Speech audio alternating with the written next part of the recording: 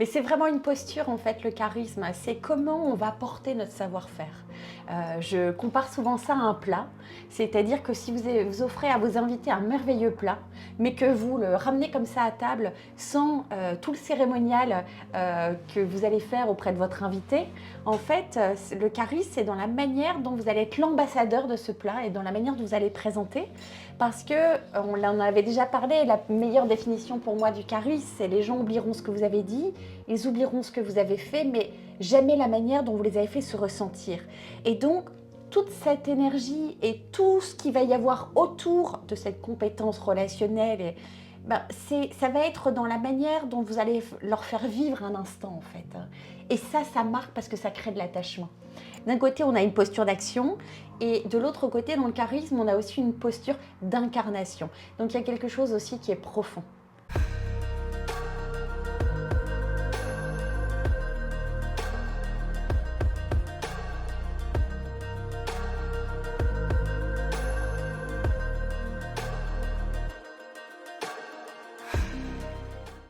Eh bien, écoute Zélie, ravie de te retrouver de nouveau pour une nouvelle petite interview. On va être dans ton sujet un peu de prédilection, c'est-à-dire le charisme. Alors le charisme au niveau des relations professionnelles, c'est quoi un petit peu cette différence entre voilà, ce qu'on pourrait dire peut-être leadership et quelqu'un de plutôt de charismatique?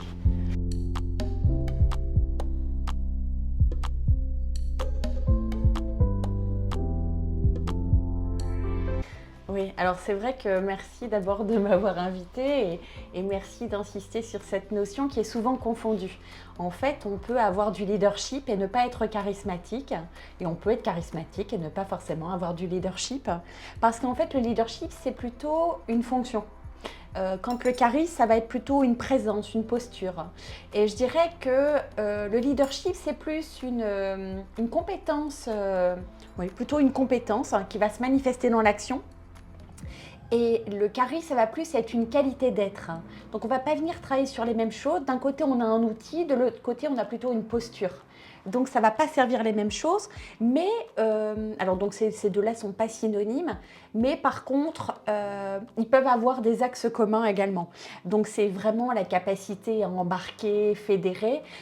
Sur la partie leadership, je dirais qu'on est plus dans le convaincre. De l'autre côté, on est plus sur le côté emmener, embarquer. Il y a quelque chose de plus invisible qui est plus sur le savoir-être.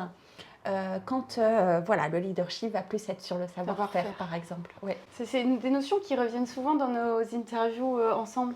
Le être et le faire. Oui. Et puis encore une fois, je pense qu'on ne choisit pas... Enfin, l'idéal, ce serait de mettre un peu de tout, d'un peu des deux, alors avec des moments peut-être où on a besoin d'être peut-être plus leadership, où il y a des choses à poser en fonction du business ou dans lequel on est. Parfois, il faut être dans ce côté leadership parce que c'est ça qui va faire passer à l'étape d'après. Et puis parfois, il faut être peut-être plus dans l'être pour peut-être laisser un peu de temps aux choses pour se mettre en place. Et... Carrément. Mais c'est vraiment une posture, en fait, le charisme. C'est comment on va porter notre savoir-faire. Je compare souvent ça à un plat.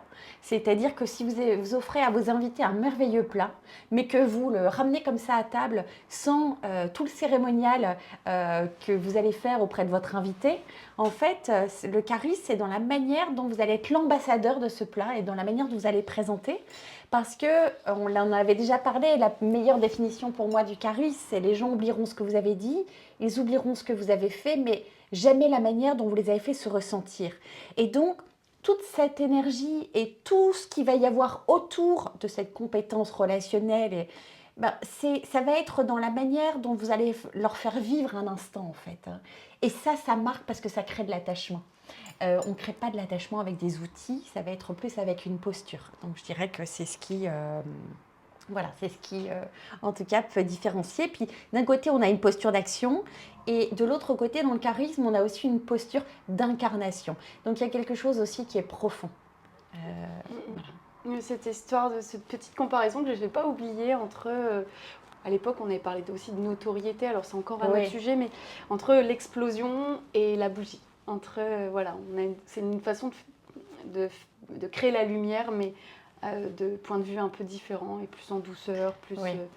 Et on sera plus aussi, d'un côté, le leadership, on sera plus dans l'action, de l'autre côté, plus dans la présence. C'est-à-dire qu'on va s'économiser, mais par contre, il va y avoir autant d'efficacité, mais peut-être ça sera moins lié à la performance. Ça sera plus lié au rayonnement. Dans les deux. Et après, il y a différentes sortes de charisme. Donc là, tout dépend aussi de la personnalité de la personne, de la situation, de l'entourage. Voilà, donc là, on peut utiliser plusieurs formes de charisme. Est-ce que tu as justement des exemples comme ça de peut-être situations professionnelles que tu peux peut-être rencontrer toi en coaching qui, par exemple, demandent plus de leadership et pourquoi? Ou justement des fois où quand tu développes le charisme parce que c'est ce qui manque. C'est quoi un petit peu, si tu as des exemples à donner, par exemple? Alors, le charisme, en général, on va venir le travailler autour de la présence, prendre sa place, mais pas toute la place pour la laisser aux autres, aussi aux collaborateurs. Et c'est vrai que j'adore une phrase qui dit pour que quelqu'un parle, il faut que quelqu'un se taise. Donc ça, c'est aussi très chouette de ne pas prendre toute la place et de laisser aussi un champ d'action à l'autre. Donc le charisme, ça peut être autour de ça peut être aussi autour de la prise de pouvoir, mais pas être dans l'autorité. Et puis, il va y avoir de la chaleur humaine. Voilà, on va retrouver ces ingrédients-là aussi dans le leadership, mais plus autour d'outils. C'est comment, plus dans le management, comment on va s'équiper, comment on va intégrer des soft skills, par exemple, en leadership, que là, on va plus travailler sur la posture, c'est-à-dire avoir une posture qui soit authentique, qui soit aussi très tournée vers l'autre. En fait, le charisme, il n'est pas tant tourné vers soi, il est plus tourné vers l'autre. C'est comment je fais grandir l'autre en acceptant le droit à l'erreur, en n'étant pas dans le jugement, en écoutant le besoin de l'autre. En tout cas, pour moi, il y a un petit peu moins d'ego dans le charisme. C'est savoir mettre son ego de côté pour laisser aussi la personne exister. Que dans le leadership, en fait, il y a quand même d'outils. On est meneur. Donc, voilà, donc il y a un petit peu plus d'ego peut-être. C'est marrant parce que quand tu me parles, j'ai vraiment deux images qui me viennent, et elles sont peut-être pas justes, mais c'est les images qui me viennent. C'est quand tu me dis le mot charisme, d'un point de vue professionnel, je vois quelqu'un, voilà, hein, c'est peut-être, oui, quand même le PDG, oui, quand même, enfin, on n'en sait rien de son statut, mais je vois cette personne qui prend la parole assise sur une table ronde, assise avec d'autres personnes, c'est-à-dire au même niveau, qui est dans... je la vois en train de dire « Et toi, bah, t'en penses quoi ?» Alors que si tu me parles de leadership, je vois plutôt, c'est marrant hein, comme image, je vois plutôt des gens alignés sur une chaise, tous tournés dans la même direction, face à quelqu'un avec un PowerPoint qui est en train de... Non mais c'est peut-être bizarre, mais je vois plus ça, qui est en train de driver sur les attentes, sur les compétences à acquérir, je vois plus le côté formation, là où je vois plus un côté partage. Oui, je vois vraiment les choses différemment. Alors on peut l'associer à ça, mais ça pourrait être carrément autre chose. C'est-à-dire que d'un côté, il y a la réunion qui rappelle un peu le management, et puis après, il y a le côté orateur qui revient aussi chez la personne charismatique. La personne charismatique, souvent, dans les différentes sortes de charisme, il y a le charisme visionnaire. Le charisme visionnaire, c'est celui qui est presque le plus puissant, c'est celui qui va emmener, qui va dire aussi, voilà, c'est pas je vous emmène, c'est voilà vers quelle destination on va aller ensemble. Donc c'est quelqu'un qui va savoir rassembler, qui va savoir créer de l'adhésion, créer de l'impact, et qui va avoir aussi un vrai impact oratoire, parce qu'il saura choisir les bons mots, parce qu'il aura décidé de laisser la place au silence, parce qu'il aura aussi décidé d'utiliser des métaphores. En tout cas, il va y avoir de la puissance là-dedans et donc un certain rayonnement, oui. Donc ça, oui, cette image-là peut être juste. Oui. Alors après, c'est vrai qu'on a tendance aussi à charismatique. Enfin, tu vois, pour le coup, je suis partie plutôt dans la direction qu'on ne pouvait pas justement être, tu sais, en posture d'être devant. Tu sais. Et pourtant, en fait, au moment où tu l'as dit, j'ai dit ah oui, non, mais en fait, on est charismatique, c'est pas non plus être dans le milieu du travail, c'est pas justement, il faut savoir prendre sa place. Mais c'est juste l'axe qui est différent. Et alors, pour rebondir sur ce que tu disais tout à l'heure, on n'est pas obligé d'être dirigeant pour être charismatique. En tout cas, il y a un charisme de fonction. Et c'est vrai que parfois, l'étiquette ou le poste peut justifier aussi, en tout cas, donne l'autorisation.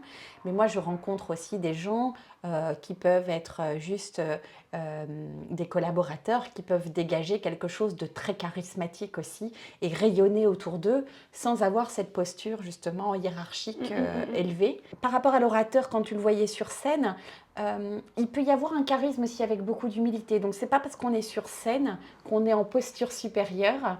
Parce que dans le charisme, justement, c'est penser aussi faire grandir l'autre et pas avoir cette posture de supériorité. Alors, un petit peu dans le charisme autoritaire, basé sur un extrême pouvoir. Donc, on va retrouver des gens, je sais pas moi, comme Churchill, des gens qui tapaient un peu du poing sur la table, comme Général de Gaulle, etc.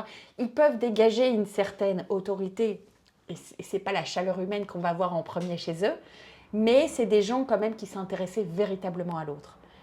Donc il n'y a pas toujours cette position haute. La lumière, la posture, la hiérarchie, c'est pas toujours lié à de l'autorité. Enfin voilà, il faut aussi enlever des fois certains préjugés à ce niveau-là, quoi. Oui.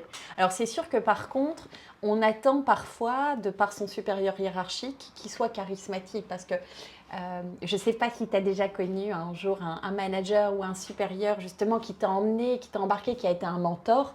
C'est quand même une vraie chance parce que tu as envie aussi comment dire, dans la reconnaissance de cette posture, dans l'admiration que tu as envie de te dépasser parce que quelqu'un qui est en forte confiance va te donner aussi envie va t'inspirer en fait. T'inspirer et va partager cette confiance et tu as envie de donner le meilleur de toi-même aussi pour te rapprocher de cette personne. Hein.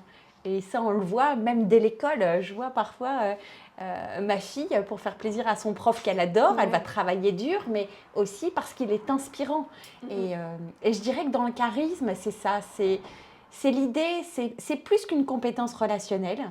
C'est un art de sublimer, tu sais, des moments ordinaires en moments extraordinaires. Il va y avoir le côté peut-être un peu waouh, où en fait ces gens-là, tu as envie de les revoir parce qu'ils allument quelque chose chez toi et avec eux, tu te sens grand, tu te sens important. Tu as un sentiment, comme tu disais au début, un sentiment, on se rappelle d'une émotion. C'est marrant que tu prennes l'exemple de l'école, parce que en fait, les profs dont on se rappelle, c'est pas les plus gentils. Non, mais c'est les... Alors moi, j'ai beaucoup de souvenirs de profs de maths, mais pourtant, ils sont assez intransigeants. Je veux dire, c'est structuré, c'est des profs qui en imposent. Qui savent faire taire la classe, donc on pourrait se dire ils sont stricts. Et pourtant, il y avait quelque chose derrière de tellement incroyable dans la bienveillance, dans l'écoute, et dans le jeu qu'ils créent autour des maths, c'est des profs qui te marquent. Alors pas parce que tu dis pas ils ont été gentils, ils étaient cool. Non, ceux-là, tu t'en rappelles pas en fait. Mais tu les admires quand même. Mais tu te dis waouh, c'était incroyable son cours. Oui, il était un peu dur de temps en temps, mais à côté de ça, il avait beaucoup de bienveillance, beaucoup d'accompagnement. Il était très vigilant s'il avait été un petit peu trop loin peut-être dans un exercice et que c'était pas juste. Tu vois, il savait se remettre à sa place en disant allez, finalement cette note-là, je la compte pas. Ou, tu vois, et pourtant, il était grand, il était costaud, et il en imposait. Et voilà, c'est le genre de personne dont on se rappelle. Mais c'est génial parce que dans ce que tu dis, tu vois, ça rappelle plein de choses. Déjà, il y a la posture, il y a le physique, hein, quelqu'un de grand et d'impressionnant, qui inspire aussi de la sécurité intérieure parce que, en fait, la personne charismatique, ça va être aussi un socle de sécurité. Et dans l'entreprise, c'est hyper important de faire confiance en ton manager ou à la personne avec qui tu travailles et que cette personne puisse représenter un socle de sécurité. Parce que si je me sens ancrée avec cette personne et attachée, je vais pouvoir prendre de la distance, je vais pouvoir m'éloigner et à tout moment revenir. Donc là, ça va venir en fait inspirer de la stabilité, de la fiabilité. Donc ça, c'est vraiment hyper important. Et à côté de ça, tu vois, il y avait de la présence, il y avait du pouvoir, donc une belle autorité naturelle, mais il y avait aussi de la rondeur et de la chaleur humaine. Et ça, c'est ce qui va créer de l'attachement. Tu disais, il était juste. Il était juste entre son autorité naturelle finalement et sa bienveillance et dans sa remise en question. Et ça c'est super parce que la personne charismatique c'est pas celle qui veut tout le temps avoir raison, c'est celle qui reconnaît aussi que peut-être elle est allée un peu trop loin et donc qui sait mettre son ego à sa juste distance. Ça pour moi c'est hyper important et c'est compliqué parfois. On parlait d'art plus qu'une compétence relationnelle dans le charisme. Donc on a vu l'art d'apporter de la sécurité, d'apporter de l'ancrage. Il peut y avoir aussi l'art, on a vu tout à l'heure, de sublimer des moments ordinaires aux moments extraordinaires. Il y a aussi l'art d'inspirer l'action. C'est-à-dire que quelqu'un qui vient bien parler et qui va être congruent, c'est-à-dire qu'il va être OK avec ce qu'il pense, avec ce qu'il ressent, avec ce qu'il va mettre en action, va inspirer en fait à déclencher l'action. Et ça, c'est hyper important aussi de se dire je suis en sécurité, ça y est, je peux y aller en fait, d'appuyer sur les boutons. Donc c'est à ça que ça va servir aussi et ça va venir créer justement dans l'action une prise de risque parce que je me sens en sécurité, de l'audace et puis la volonté de me dépasser parce que je n'ai pas envie de le décevoir aussi. Donc je le fais pour moi et c'est important de faire les choses pour soi, mais je le fais aussi pour l'autre et c'est pour ça que ça fait grandir tout le monde finalement. Et je me dis souvent dans l'entreprise, quand j'en rencontre des gens charismatiques, les personnes autour ont beaucoup de chance. Parce que en fait, ça va venir créer aussi de la vibration, du désir, l'envie, du sens aussi. L'envie de se lever le matin, d'aller travailler, de se dépasser, de continuer. Et ça, quand même, c'est exceptionnel. Tu parlais de toute cette posture d'alignement, de congruence. Oui. Est-ce que le body language, c'est quelque chose aussi sur lequel on peut travailler quand on travaille le charisme? Est-ce que le fait que ce qu'on dise et de la manière dont on bouge, il y a beaucoup de personnes comme ça où on a l'impression d'avoir un décalage entre les mots, le corps, et c'est hyper perturbant. Est-ce que c'est révélateur et est-ce que c'est quelque chose qu'on bosse dans le charisme essentiellement peut-être professionnel? Oui. Oui, alors moi j'invite plutôt que de maîtriser sa communication non verbale à apprendre à gagner en authenticité. Parce que tout ce qui n'est pas aligné passe par le non verbal. Donc, moi, je rencontre des gens, par exemple, qui vont me dire oui, oui, oui, oui, tout à fait. Et donc, leur tête va dire non, par exemple. Mais que si je suis en authenticité, normalement, de toute façon, je ne suis pas maître de mes gestes. Alors, si je commence à faire attention à tout, à la posture, etc., je vais devenir ma propre caricature. Oui. Et on a vu là que quand même, dans des personnes politiques qui ont été accompagnées sur leur posture verbale, non verbale, à un moment donné, elles deviennent leur propre caricature et ça ne va pas parce qu'elles essayent de maîtriser de maîtriser leurs gestes. Donc je dirais que plutôt que d'apprendre à maîtriser, c'est plutôt de gagner en authenticité, de se dire voilà, je n'ai que ça à proposer, je n'ai que cette version-là. Et finalement, je ne vais pas essayer d'être quelqu'un d'autre. Je ne vais pas essayer de me transformer ou de me travestir parfois aussi, de vouloir être ce leader dont j'ai tant rêvé. Ouais. C'est de rester soi parce que en fait, nos gestes sont le prolongement de ce que l'on est à l'intérieur. Donc, c'est là où on va gagner, à mon avis, plus en congruence. Ouais, carrément. Je bois tes mots. Non, mais comme tu dis, le corps retranscrit juste ce qui se passe à l'intérieur. Ouais. Donc, à partir du moment où à l'intérieur, c'est aligné, le corps va forcément avoir des mouvements qui vont être adéquats. Ouais. C'est souvent quand les personnes sont en conflit avec elles-mêmes et qu'elles ne s'avouent pas peut-être des parts même inconscientes parfois. Et du coup, comme cet alignement n'existe pas intérieurement, en effet, oui, de l'extérieur. Non, c'est vrai. Et ceux qui veulent trop le maîtriser, justement, ça peut paraître aussi un peu faux parce qu'il y a une dissonance entre ce qu'elles vont dire et entre les gestes qui vont les accompagner ou dans leur posture, il y a des choses qui vont trahir. Voilà. Et puis, c'est bien de s'économiser dans la vie aussi. Et d'être authentique, c'est cool aussi, parce que ça enlève beaucoup ça fait de bien levier, ça enlève des couches. Et on va souvent, quand on découvre notre authenticité, qui on est, je pense que c'est là où aussi on peut devenir après aussi un bon leadership ou emmener ses projets où il nous semble bon d'être en fait. En fait, on se connecte avec la singularité et on autorise aussi les autres en étant juste ce que l'on est à être ce qu'ils sont. Et ça, je trouve qu'aussi en tant que manager ou dans une équipe, de pouvoir donner des autorisations aux autres d'être comme ils sont et pas autrement, c'est aussi une belle leçon de management. Écoute, merci beaucoup Célie, c'était super intéressant. Merci pour tout ton savoir. Merci à toi.